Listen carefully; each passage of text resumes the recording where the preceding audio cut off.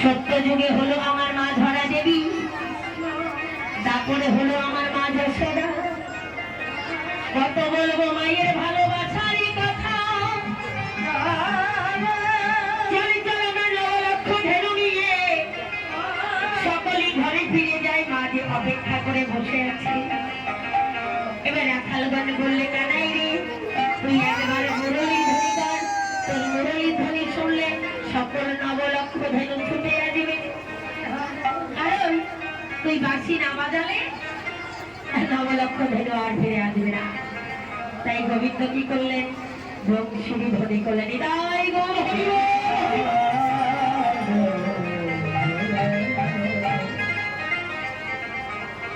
তাই যখন বংশী ধ্বনি করলেন, কিভাবে করলেন, গাভীদের ডেকে বললেন, বলে আইসা মলি, আইসা মলি, আইসা মলি, আইসা মলি,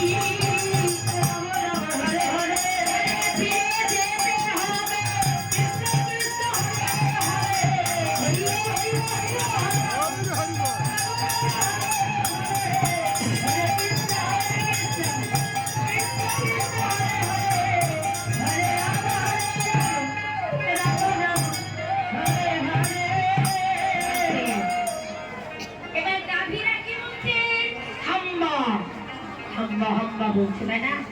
কি গো মা, আপনাদের ঘরে গাভী আছে তো? তাই গাভীরা কেমন করে ডাকে ঘরে ফিরবার সময়? হাম্বা হাম্বা বলেছে না? না না, তারা হাম্বা বলছে না, তারা বলেছে হা গোবিন্দ। এই পশু জন্ম পেয়েছি বলে তুমি হা গোবিন্দ বলতে পারি না।